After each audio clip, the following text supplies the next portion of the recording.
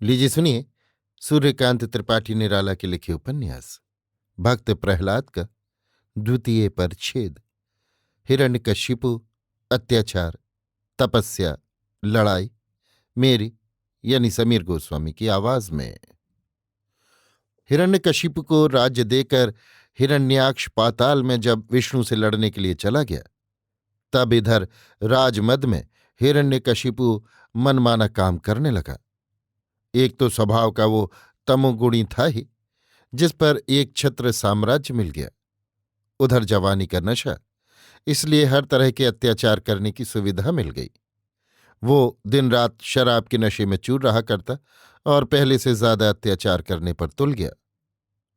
जब वो सुनता कि अमुक जगह देवताओं की पूजा होती है, यज्ञ में उन्हें हिस्सा दिया जाता है, इस तरह यज्ञ भाग खा खाकर वे मोटे ताजे हो रहे हैं और धीरे धीरे अपना बल बढ़ाकर एक दिन दैत्यों की सेना पर आक्रमण करेंगे और उनका नाश करके ही छोड़ेंगे, इस तरह की खबर पाते ही वो उन स्थानों को घेर लेता और सब आदमियों को पकड़कर एक तरफ से सब के लिए प्राण दंड की आज्ञा दे देता। गांव के गांव उजड़ गए, संसार के देवताओं की पूजा उठ गई।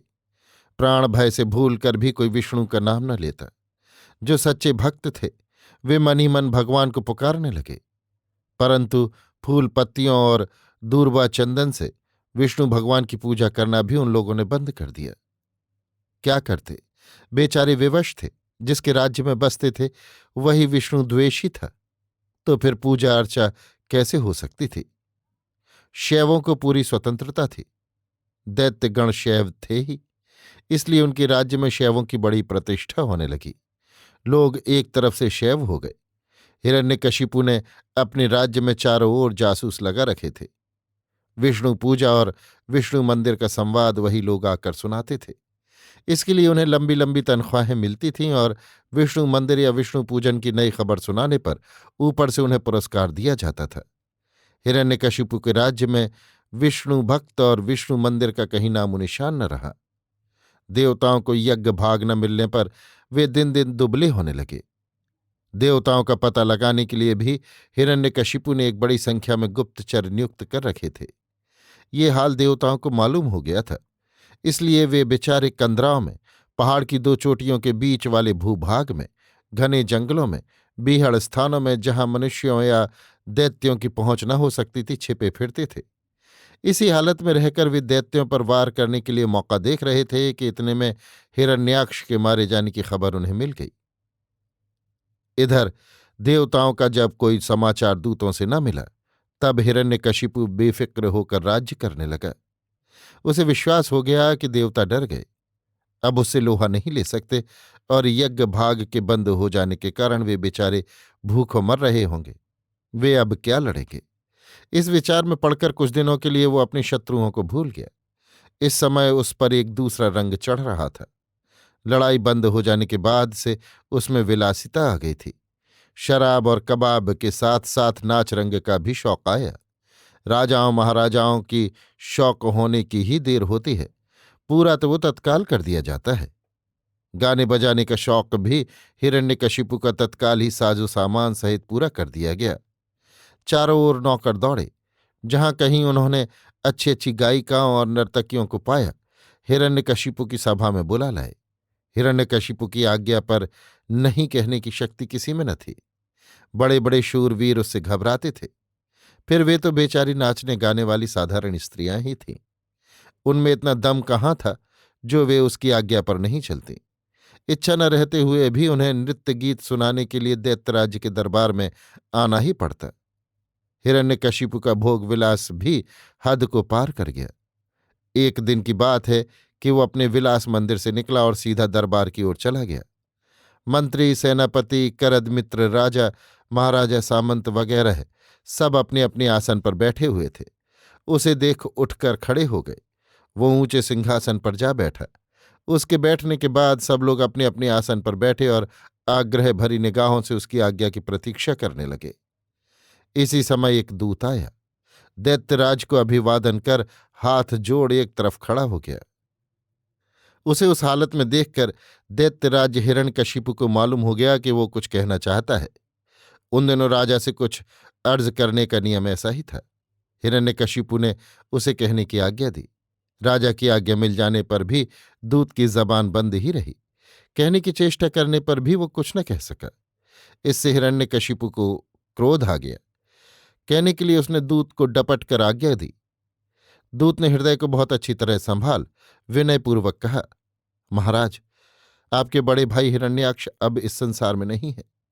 पाताल में वराह रूपी विष्णु के साथ उनकी लड़ाई हुई थी, उसी में वे मारे गए। हिरण्यकशिपु की देह में इस खबर ने आग लगा दी। दूत की बात पर पहले तो उसे विश्वास ही नहीं हुआ। वो अपने भाई की शक्ति को खूब जानता था। वो सोचता था कि संसार में ऐसा वीर कोई नहीं है जो हिरण्याक्ष से विजय पा सके। मारने की तो बात ही क्या है। भाई की मृत्यु का उसे किसी तरह विश्वास नहीं हो रहा था। वो दूत को गलत खबर देने की वजह से कोई सख्त सजा देना चाहता था। उसकी मुखाकृति से भी उसके हृदय का संदेह प्रकट हो रहा था। सभासदों में किसी किसी को ये बात मालूम हो गई। वे आपस में कानाफूसी करने लगे, परंतु हिरण्यकशिपु के डर से खुलकर कुछ कह न सकते थे। जब हिरण्यकशिपु को कुछ निश्चय न हुआ, बल्कि संदेह उत्तरोत्तर बढ़ता गया, तब उसने अपने एक मंत्री से पूछा कि ये खबर सच है या नहीं। उसने कहा कि मेरे भाई से विष्णु में बल अधिक होगा और वो मेरे भाई को मार सकता है, इस पर मुझे बिल्कुल विश्वास नहीं हो रहा है। हिरण्यकशिपु को संदेह भी हो रहा था और भय भी था। उसका मंत्री बुद्धिमान था। उसने कहा, महाराज, मैं तो इतना ही कह सकता हूं कि वे अगर जीते होते तो अब तक यहां जरूर आ जाते, क्योंकि घर से निकले बहुत दिन हो गए। दूसरे मंत्रियों ने भी इस बात को दोहराया। हिरण्यकशिपु पर भी इसका प्रभाव पड़ गया। देखते ही देखते उसका संदेह अथाह शोक में परिणत हो गया और वो उस दिन के लिए सभा समाप्त करके बड़े दुखित भाव से अंतःपुर की ओर चला गया। धीरे धीरे उसका शोक भयंकर क्रोध और प्रतिहिंसा में बदल गया। विष्णु की याद क्षण भर के लिए भी न भूलने लगी। जिस समय विष्णु की याद आती, देखते ही देखते तमाम मुखमंडल मारे क्रोध के लाल पड़ जाता। सांस की गति वेगवती हो जाती, होंठ कांपने लगते, रोम रोम से प्रतिहिंसा जाग पड़ती। उस समय उसकी ओर कोई नजर उठाकर भी न ताक सकता। जिस विष्णु को प्राप्त करने के लिए करोड़ों मनुष्यों की उसने जान ली, सैकड़ों राज्य नष्ट भ्रष्ट करके मिट्टी में मिला दिए, यज्ञ बंद करा दिए, अनेक प्रकार के अत्याचार किए, उसी विष्णु के हाथों उसका प्यारा भाई मारा गया और उससे उसकी मुलाकात भी न हुई। इसकी याद आते ही हिरण्यकशिपु के हृदय में एक साथ सैकड़ों शूल चुभ जाते थे। इस चिंता में उसका विलास रंग बिल्कुल ही जाता रहा। नर्तकियों का जमाना गुजर गया। तबलचियों की एक दिन तूती बोलती थी, अब बेचारों को कोई कौड़ी के मोल खरीदने वाला भी न था। तबले की जोड़ी पर सेरों गर्द जमा हो गई, बंद चूहों ने काट दिए, सितार और सुरबहार के तारों को जंग पकड़ गया। उस्तादों, नर्तकियों और तबलचियों को कुछ दिन बाद रसद मिलनी भी बंद हो गई। सब के सब ने अपनी अपनी राह ली। दैत्यपुरी में तबले की ठनकार की जगह फिर अस्त्रों की झंकार सुनाई देने लगी। हिरण्यकशिपु के होश ठिकाने आए। जंगी जोश सवार हो गया। अस्त्र शस्त्रों को गढ़ाने और पिटाने के लिए देश देश के नामी कारीगर बुलाए गए। दिन रात दैत्य राज का ध्यान बदला चुकाने पर लगा रहता था। उसने फिर लंगोटा कसा, फिर घोड़े पर जीन कसी गई। तीर, तलवार और बल्लम फिर चमकने लगे। उसके साथ दूसरे दैत्य वीर भी अय्याशी में पड़ गए थे। उसके साथ उनके भी होश दुरुस्त हो गए। उनके साथ ही वे भी लड़ाई की तैयारियां करने लगे। इन्हीं दिनों किसी मंत्री से हिरण्यकशिपु को मालूम हुआ कि विष्णु अमर है, वो कभी मरता ही नहीं। इस विचार से हिरण्यकशिपु का हौसला कुछ पस्त हो गया। जो मरता ही नहीं, उसे मारने के लिए हठ ही क्या। कुछ समय के लिए सारा जोश ठंडा पड़ गया, परंतु दूसरे ही क्षण ये विचार पैदा हुआ कि अगर विष्णु अमर है तो मैं भी अमर बनूं। मेरा पहला कर्तव्य यही होना चाहिए। उसने सुन रखा था कि तपस्या से सब कुछ हो सकता है। अनहोनी भी तपस्या के बल से हो जाती है।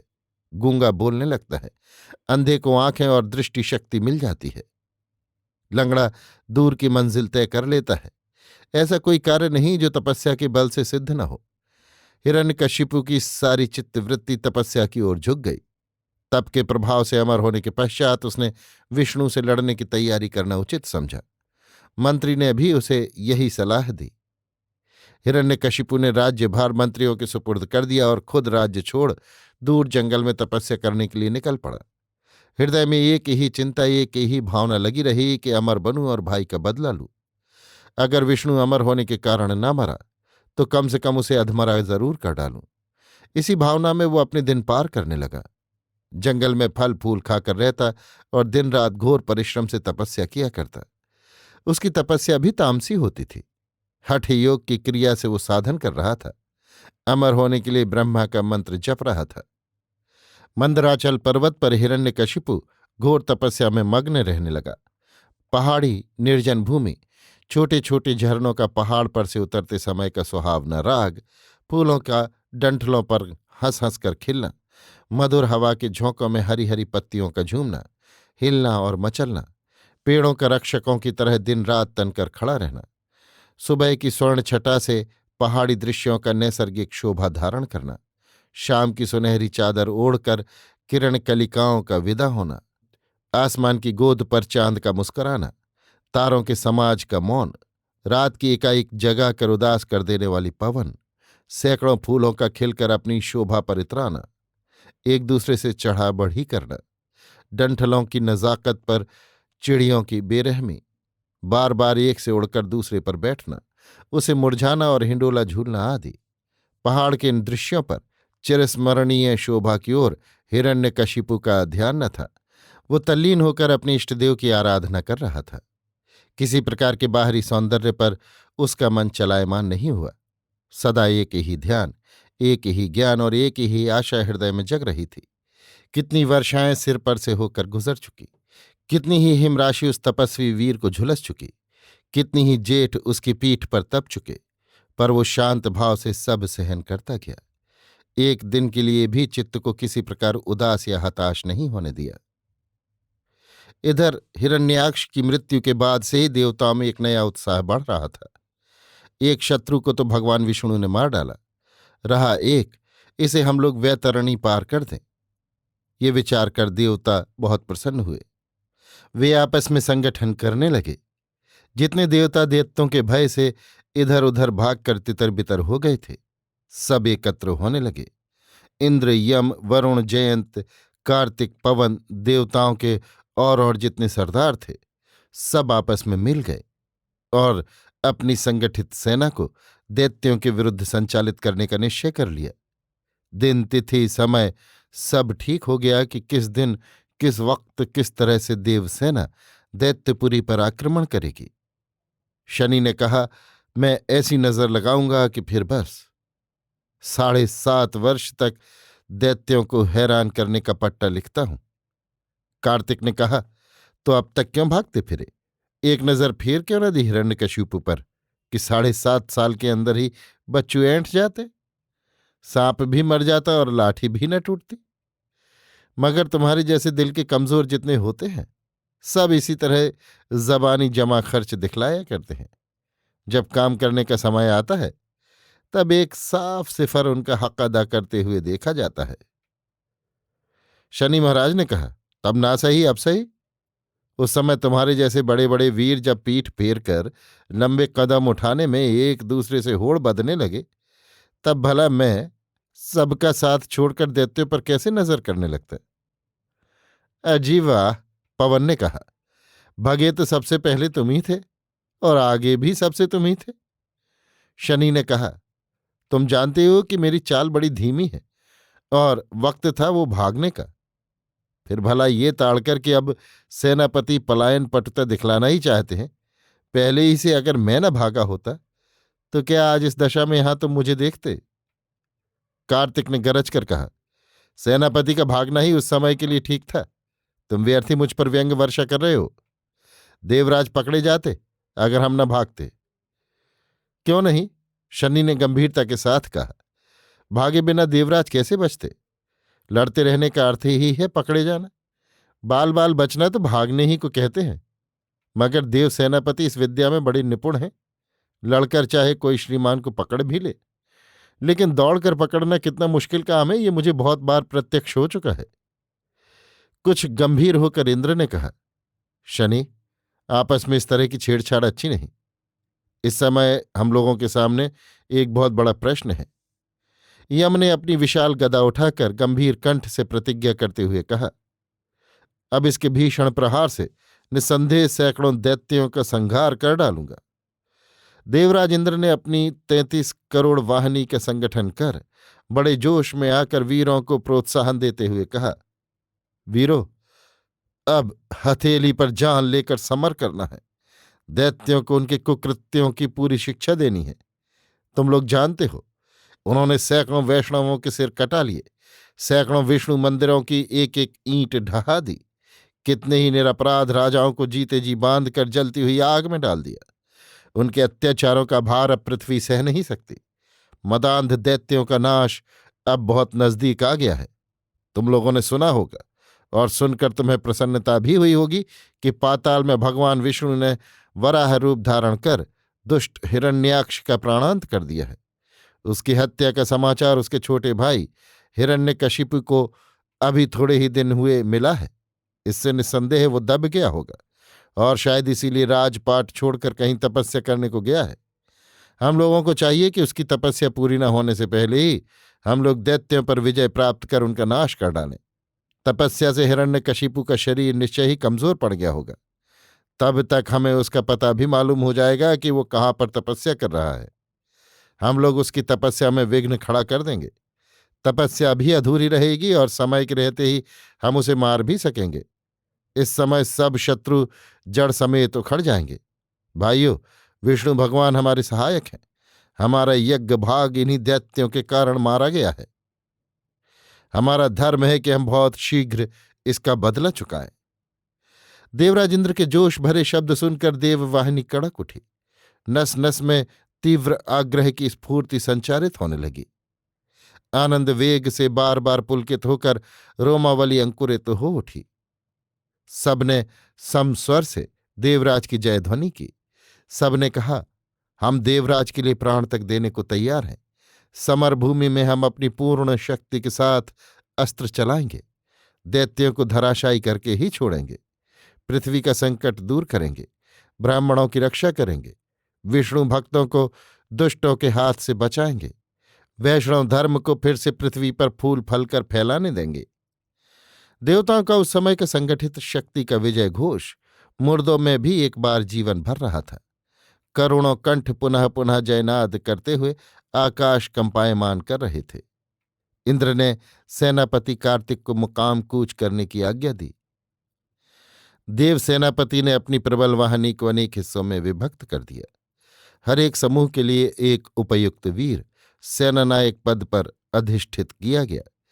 किस तरह दैत्यों की राह रोकी जाएगी, किस तरह बढ़कर वार करना होगा, थकी हुई सेना को मदद पहुंचाने के लिए रक्षित सेना कहाँ किस रूप से रहेगी, किस तरह से आगे बढ़कर उसे अपनी सेना की सहायता करनी होगी, पार्श्व रक्षक कौन कौन होंगे, उनके साथ कितनी कितनी सेना का रहना आवश्यक है, सेना का हर एक पादादिक अपने दूसरे सहायक से कितने फासले पर रहेगा, मददगार को किस तरह अपने अपने मित्र सैनिक की पृष्ठ रक्षा करनी होगी, कौन सा व्यूह रचकर पहले सैनिक सन्निवेश किया जाना ठीक है, व्यूह के उखड़ते समय दूसरा कौन सा व्यूह अपनी रक्षा के लिए रच लेना आसान होगा, भागती हुई शत्रु सेना को किस उपाय से विद्धमृग की तरह अपने कब्जे में कर लेना सुगम होगा। इन कुल विषयों पर देव सेनापति कार्तिक ने पहले ही से विचार करके निश्चय कर लिया। उन्होंने लड़ाई का नक्शा भी तैयार कर लिया और साथ के सभी सहायक सेनापतियों को दिखलाया। देवताओं की फौज बड़ी फुर्ती से बढ़ती गई और शीघ्र ही वो दैत्यपुरी के पास आ पहुंची। सेनापति की आज्ञा के अनुसार दैत्यपुरी को चारों ओर से देव सैनिकों ने घेर लिया। आने जाने का रास्ता बंद हो गया। दैत्यपुरी में इससे बड़ी खलबली मची। सब लोग एकाएक आक्रमण होने पर बहुत घबराए, परंतु तैयारी वहां भी थी। जब से हिरण्यकशिपु घर से बाहर निकला था तब से वहां बड़ी रखवाली रहती थी। पहले से अधिक गुप्तचर नियुक्त कर रखे गए थे। फौजी विभाग में पहले से दूना खर्च हो रहा था। दैत्यों को हिरण्यकशिपु के न आने तक देवताओं पर सदा संदेह बना रहता था। वे सब समय सचेत रहते। इसलिए जब नगर के घिर जाने का हाल उन लोगों को मालूम हुआ तब पहले तो वे बहुत हंसे। इंद्र की हिम्मत देख वे उनकी दिल लगी उड़ाने लगे। किसी ने कहा, देखो देवराज कैसा चोर है, समझा होगा दैत्यपुरी खाली है, राजा इस समय नहीं है, चलो लूट लें। मगर ये तो न सोचा होगा कि देवताओं के दर्द की दवा करने वाले यहां सैकड़ों दैत्य वैद्य मौजूद हैं। किसी दूसरे ने कहा, अरे तुमने देखा नहीं, लोभ अंधा है। जिस तरह उसकी आंखें नहीं हैं, उसी तरह जिस पर वो सवारी करता है उसे भी अंधा बना देता है। अब वे दिन फिर बच्चों को भूल गए, जब दाने दाने को मोहताज जंगलों में घूमते थे। जान पड़ता है अब इधर कुछ दिनों से दैत्यराज के चले जाने पर तोंद मोटी पड़ गई है। एक तीसरे ने कहा, तोंद मोटी बढ़ गई होगी तो फिर पिचक जाएगी, इसीलिए तो यहां आया है। मगर है बड़ा बेशर्म, कोई दूसरा होता तो चुल्लू भर पानी की तलाश करता। दैत्यों में इसी तरह का मजाक छिड़ा हुआ था कि एकाएक बिगुल बजने लगा। बिगुल लड़ाई होने से पहले सेना की वर्दी डांट कर तैयार हो जाने के लिए बज रहा था। जितने दैत्य सैनिक थे सब सजग हो गए। सेनापति की आज्ञा पर सब के सब फौजी वर्दियां डांट कर अस्त्र शस्त्र ले बात की बात में सज्जित हो गए और जहां बिगुल बज रहा था वहां आकर हाजिर हो गए। सैनिकों के मुख पर दृढ़ता, होठों में प्रतिज्ञा, नेत्रों में साहस और वार्तालाप में प्रसन्नता टपक रही थी। सेनापति ने उत्साह बढ़ाते हुए कहा, वीरो, आज दुश्मन घर बैठे ही हमें आ मिला है। इस समय महाराज यहां नहीं है। यह खबर पाकर ही देवताओं को यहां तक धावा करने का साहस हुआ है। वे अगर होते तो देवता पहाड़ों की गुफाएं छोड़कर बाहर निकलने का भी साहस न करते। उनके साथ से साफ सूचित है कि वे हमें क्या समझते हैं। भाइयों, इससे हमारा कितना अपमान हुआ इसका तुम्हें सहज ही में अनुमान हो सकता है। दैत्यराज यहां नहीं है तो क्या इससे दैत्यपुरी वीर विहीन हो गई? मैं तो ये समझता हूं कि दैत्यराज नहीं है, इसलिए दैत्यों में इस समय पहले से चौगुनी ताकत अधिक है, क्योंकि उनके न रहने पर भी दैत्यों को उनके नाम की रक्षा करनी है। ये राजधानी आज उनकी नहीं हमारी है। वे होते तो इसके राजा वे एक ही रहते, परंतु आज हम हर एक इसके राजा हैं।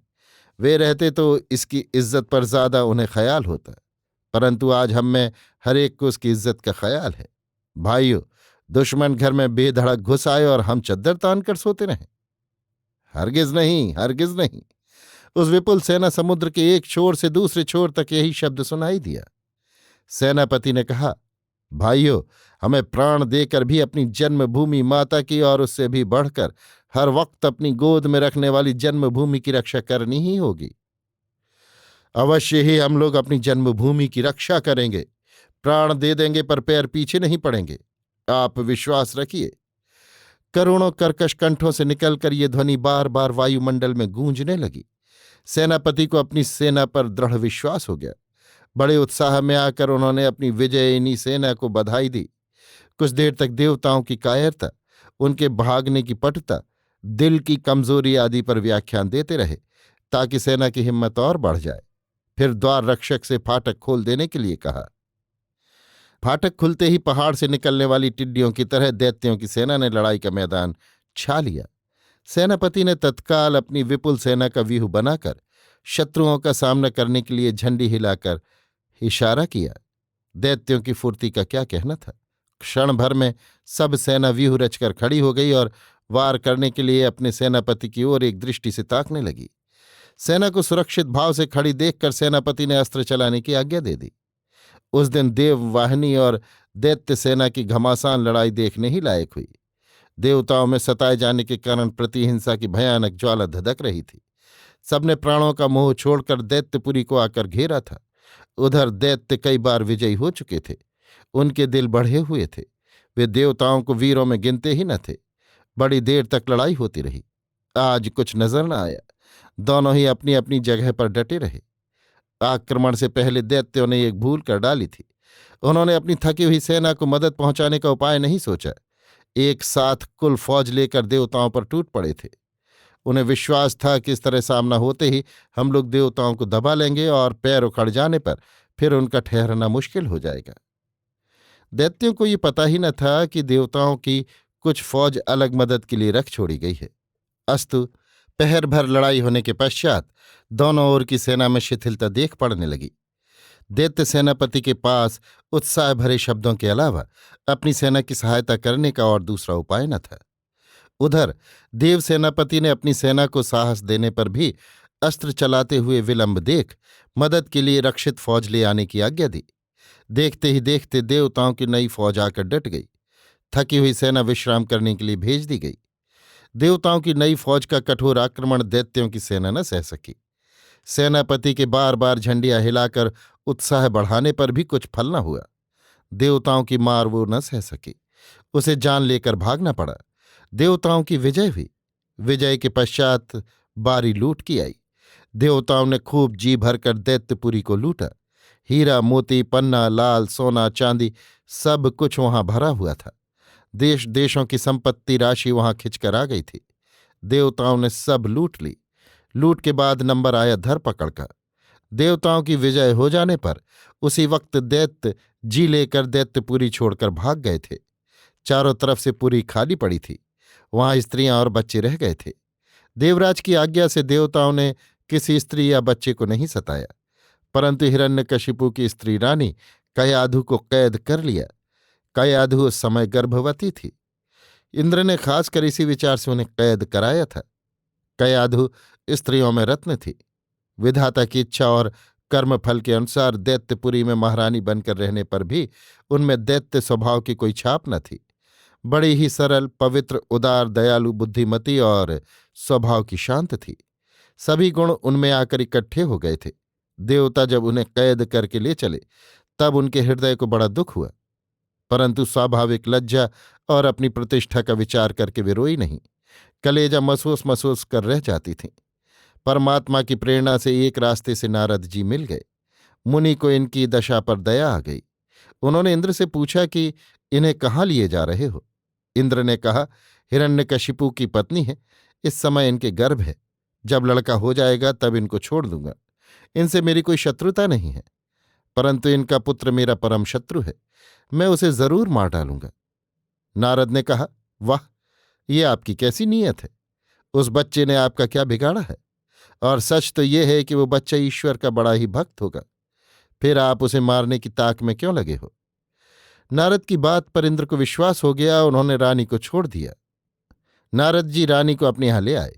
आश्रम की पवित्रता और ऋषि के आश्रम में रहना, ये दोनों ही गर्भवती रानी के लिए बड़े लाभकारी हुए। नारद ने कहा, हिरण्यकशिपु जब तपस्या करके घर आ जाएगा तब हम तुम्हें वहां भेज देंगे। आश्रम में नारद जी से रानी को अनेक प्रकार के उपदेश मिले थे। उनका असर उन पर उतना नहीं पड़ा जितना उनके गर्भस्थ बच्चे पर पड़ा। अभी आप सुन रहे थे सूर्यकांत त्रिपाठी निराला के लिखे उपन्यास भक्त प्रहलाद का 2 परिच्छेद हिरण्यकशिपु अत्याचार तपस्या लड़ाई, मेरी यानी समीर गोस्वामी की आवाज में।